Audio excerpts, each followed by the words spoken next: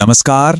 आज के इस दिलचस्प विश्लेषण में हम एक ऐसे रहस्य की बात करने वाले हैं जो सच में दिमाग घुमा देता है। उड़ीसा के पुरी का जगन्नाथ मंदिर।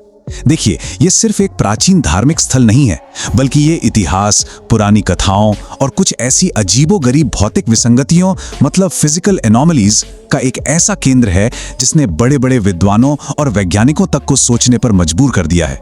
तो चलिए, बिना देर किए सीधे मूल स्रोतों और ऐतिहासिक दावों के आधार पर इन अनसुलझे रहस्यों की तह तक जाने की कोशिश करते हैं।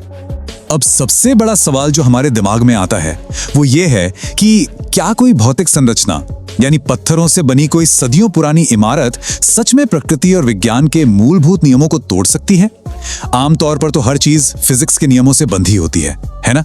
लेकिन जगन्नाथ मंदिर को लेकर जो दावे किए जाते हैं वो हमारी सोच को पूरी तरह से हिलाकर रख देते हैं। आइए मंदिर से जुड़ी कुछ ऐसी हैरान करने वाली असंभव बातों पर नजर डालते हैं जिन्हें वहां रोजाना देखा जाता है। सबसे पहले मंदिर का झंडा। हवा जिस भी दिशा में चल रही हो, ये झंडा हमेशा उसकी बिल्कुल उल्टी दिशा में लहराता है ना अजीब? इसके अलावा ऊपर शिखर पर लगा सुदर्शन चक्र, ये एक ऐसा अद्भुत इल्यूजन बनाता है कि आप इसे किसी भी तरफ से देखें, ऐसा लगेगा जैसे ये बिल्कुल आपकी तरफ ही देख रहा है। और तो और मंदिर के मुख्य गुंबद के ऊपर से कभी कोई पक्षी या विमान नहीं उड़ता। और सबसे बड़ी बात, पिछले 800 सालों से रोजाना झंडा बदलने की एक बेहद सख्त रस्म है। स्रोतों के मुताबिक अगर ये रस्म एक दिन भी छूट गई ना, तो समझ लीजिए मंदिर सीधे 18 साल के लिए बंद हो जाएगा। भाग 1, रहस्य का केंद्र, ब्रह्म पदार्थ का रहस्य। चलिए आगे बढ़ते हैं। तो अब सवाल उठता है कि मंदिर के अंदर छुपा सबसे बड़ा रहस्य यानी ये ब्रह्म पदार्थ आखिर है क्या?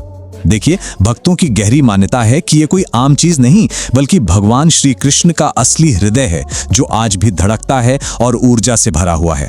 और दिलचस्प बात बताऊं, एक मशहूर भारतीय आर्कियोलॉजिस्ट ने इसकी तुलना सीधे एक आर्क रिएक्टर से कर दी थी। जी हाँ, एक ऐसा सोर्स जो भयंकर लेवल की इलेक्ट्रोमैग्नेटिक ऊर्जा पैदा करता है। शायद यही वजह है कि भगवान जगन्नाथ की मूर्तियां किसी धाती या पत्थर की नहीं, बल्कि एक खास तरह की लकड़ी से बनती हैं। क्योंकि लकड़ी बिजली की सुचालक नहीं होती, यानी नॉन कंडक्टिव होती है, तो वो इस असीम ऊर्जा को बाहर निकलने से रोक लेती है। अब जरा सोचिए, हर 12 साल में नव कलेवर अनुष्ठान के दौरान जब इस ब्रह्म पदार्थ को पुरानी मूर्ति से निकालकर नई मूर्ति में रखा जाता है तो क्या होता होगा? इसके लिए जो सावधानियां बरती जाती हैं वो सच में रोंगटे खड़े कर देने वाली हैं।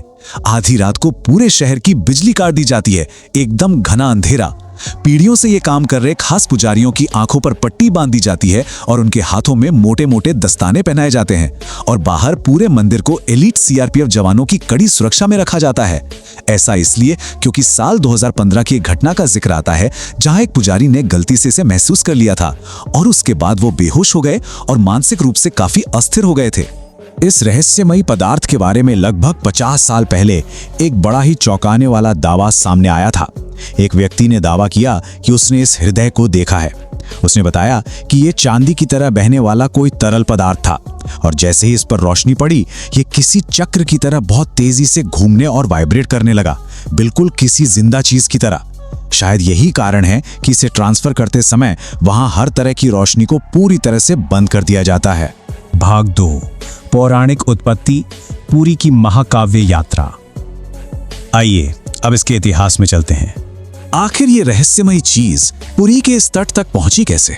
इसकी कहानी सीधे महाभारत काल से जुड़ती है। कथाओं के अनुसार गांधारी के श्राप के चलते युद्ध के 36 साल बाद एक शिकारी के भटके हुए तीर से श्री कृष्ण की मृत्यु हो जाती है। जब उनका अंतिम संस्कार किया जाता है तो पूरा शरीर पंच तत्वों में विलीन हो जाता है, लेकिन उनका हृदय वो आग में जलने के बजाय बच जाता है और धड़कता रहता है। फिर अर्जुन इस धड़कते हुए हृदय को एक लकड़ी के तख्ते पर रखकर नदी में प्रवाहित कर देते हैं और एक लंबी यात्रा के बाद ये रहस्यमयी चीज ओडिशा के तट पर बहकर आती है, जहां इसे विश्ववसु नाम का एक आदिवासी मुखिया खोज लेते हैं।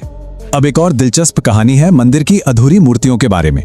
जब राजा इंद्रद्युम्न को मंदिर बनाने का ईश्वरीय निर्देश मिला तो एक बूढ़े व्यक्ति ने, जिन्हें भगवान विश्वकर्मा माना जाता है, मूर्तियां बनाने का काम लिया। लेकिन उनकी एक सख्त शर्त थी कि उन्हें 21 दिनों तक एक कमरे में बंद रखा जाएगा और कोई उन्हें डिस्टर्ब नहीं करेगा। पर हुआ क्या, 15वें दिन ही रानी के सब्र का बांध टूट गया और उन्होंने दरवाजा जबरदस्ती खुलवा दिया। शर्त टूटते ही वो मूर्तिकार तुरंत गायब हो गए और मूर्तियां बिना पूरे हाथ पैरों के अधूरी ही रह गईं। और आज भी उन्हीं अधूरी मूर्तियों में उस दिव्य हृदय को रखा जाता है। भाग 3, रोजमर्रा की विसंगतियां, तीसरी सीढ़ी और विशाल रसोई। चलिए वापस आज के समय की अजीब घटनाओं पर आते हैं। मंदिर के मुख्य प्रवेश द्वार पर 22 सीढ़ियां हैं, लेकिन इनमें से जो तीसरी सीढ़ी है ना, जिसे यमशिला कहते हैं, वो सबसे खौफनाक मानी जाती है। प्राचीन ग्रंथों का सीधा दावा है कि इस खास सीढ़ी पर पैर रखना सख्त मना है। कहा जाता है कि खुद मृत्यु के देवता यहाँ वास करते हैं और अगर किसी ने इस पर गलती से भी कदम रख दिया तो उसके सारे अच्छे कर्म यानी संचित पुण्य वहीं शून्य हो जाते हैं। ये एक ऐसा कड़ा नियम है जिसे वहां जाने वाला हर इंसान बहुत ध्यान से मानता है। अब जरा मंदिर के इस विशाल रसोई के बारे में सोचिए। इसकी फिजिक्स दुनिया के हर सामान्य विज्ञान को खुली चुनौती देती है। यहाँ रोजाना लाखों लोगों के लिए खाना बनता है। प्रसाद पकाने का तरीका देखिए, मिट्टी के 7 बर्तनों को एक के ऊपर एक लंबवत रूप से रखा जाता है। अब नॉर्मल थर्मोडायनामिक्स क्या कहती है? गर्मी नीचे से ऊपर जाती है तो सबसे नीचे रखा बर्तन पहले पकना चाहिए, राइट? लेकिन यहाँ बिल्कुल उल्टा होता है। चमत्कारिक रूप से जो बर्तन सबसे ऊपर होता है ना, उसका प्रसाद सबसे पहले पककर तैयार होता है। ये कैसे हो रहा है? सच बताऊं तो ये आज तक कोई भी नहीं समझ पाया है। भाग 4, साम्राज्य बनाम मंदिर, अटूट भक्ति का इतिहास। अब जरा इतिहास के पन्नों को पलटते हैं। इस मंदिर ने सिर्फ समय को ही नहीं बल्कि बड़े बड़े साम्राज्यों के हमलों को भी झेला है। दस्तावेज बताते हैं कि 1558 में जब मुगल जनरल कलापहाड़ ने मंदिर को नष्ट करने के लिए हमला किया तो गर्भगृह के पास पहुंचते ही उसकी सेना को रहस्यमयी अंधेरे और आंखों को चौंधिया देने वाली रोशनी का सामना करना पड़ा और उन्हें मजबूरन पीछे हटना पड़ा।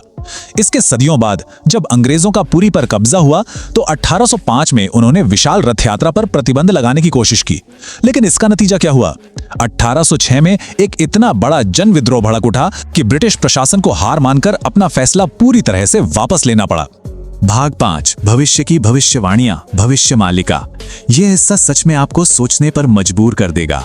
देखिए, लगभग 500 साल पहले उड़िया भाषा में एक ग्रंथ लिखा गया था, भविष्य मालिका। इसमें संत अच्युतानंद ने जो भविष्यवाणियां की थीं, उनका आज की आधुनिक घटनाओं से मेल खाना सच में दिमाग हिला देता है। ग्रंथ में लिखा था कि एक बड़ी बीमारी लोगों को उनके घरों में बंद कर देगी, जो सीधे तौर पर 2020 के कोविड लॉकडाउन से जुड़ता है। यह भी लिखा था कि मंदिर के ऊपरी वस्त्र में आग लगेगी और ठीक मार्च 2020 में झंडे में आग लगने की घटना हुई। शिकारी पक्षी मंदिर के गुंबद पर बैठेंगे। जुलाई 2020 में वहां गिद्ध और चील देखे गए और तूफान से सुदर्शन चक्र झुक जाएगा। मई 2019 के चक्रवात फानी में बिल्कुल ऐसा ही हुआ। मतलब ये समानताएं महज इत्तेफाक तो नहीं हो सकती। और इस ग्रंथ में कलयुग के अंत को लेकर जो आखिरी भविष्यवाणी है वो कुछ इस तरह है, ध्यान से सुनिएगा। इसमें लिखा है, 3 रथ यात्राएं एक साथ रुकेंगी, नदियां उल्टी दिशा में बहेंगी, ब्रह्म तत्व गायब हो जाएगा और कल की अवतार का आगमन होगा। जब ये सारी चीजें एक साथ घटेंगी तब माना जाता है कि ये दुनिया एक नए युग की शुरुआत देखेगी। ये सच में एक बहुत ही रहस्यमयी और डरा देने वाला विचार है। तो इस पूरी चर्चा के बाद सबसे बड़ा सवाल यही उभर कर आता है, विज्ञान और भौतिकी के नियमों का यूं टूटना और सदियों पुरानी भविष्यवाणियों का आज की दुनिया में एकदम सच साबित होना, क्या हम इन सबको सिर्फ ऐतिहासिक इत्तेफाक मान सकते हैं या फिर क्या ये किसी बहुत गहरी अनकही सच्चाई की ओर इशारा कर रहे हैं जिसे हम अभी तक समझ नहीं पाए हैं? वैज्ञानिक तर्क और प्राचीन विश्वास के बीच आखिर रेखा कहाँ खींचती है? ये एक ऐसा सवाल है जो हमें इस विषय पर और भी गहराई से सोचने के लिए मजबूर करता है। इस विश्लेषण में हमारे साथ जुड़ने के लिए बहुत बहुत धन्यवाद।